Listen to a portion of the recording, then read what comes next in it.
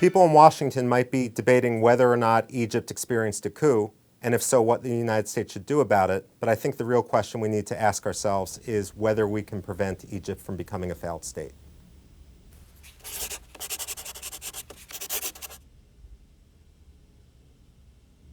Mohamed Morsi, Egypt's democratically elected president, managed to do in 1 year what it took Hosni Mubarak 30 years to achieve.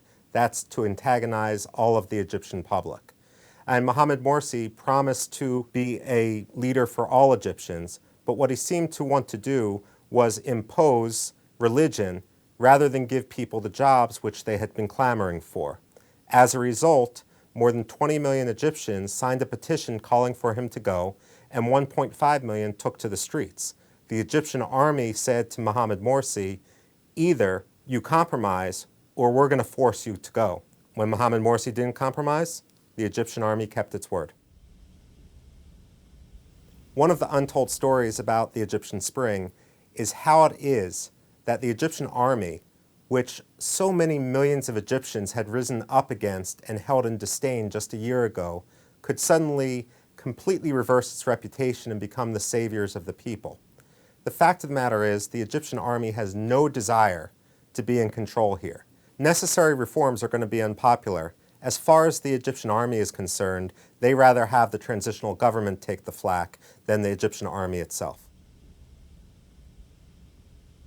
Egyptians now joke that the Muslim Brotherhood is sort of like the measles. You get them once and then you're immune for life. But it would be a mistake to assume that the Muslim Brotherhood is both down and out. The fact of the matter is they were in opposition for more than 80 years. They have a secret cell structure, and they're also very hierarchical. They may not have an army to fight a war, but that doesn't mean that they can't implement terrorist actions with car bombings, terrorist attacks, shootings, and so forth. It's the economy, stupid. And Egypt is a country that has almost 90 million people, and it subsidizes fuel, it subsidizes bread. The fact of the matter is, since the Egyptian Spring began, Egyptian hard currency reserves have gone to zero. Egypt is effectively bankrupt. Opposition leader Mohammed al-Baradei quipped, "You can't eat Sharia, but at the same time, you can't eat populism." The money from the Persian Gulf is only going to last for so long, and if Egypt doesn't undertake the necessary reforms, we might be looking at decades of state failure.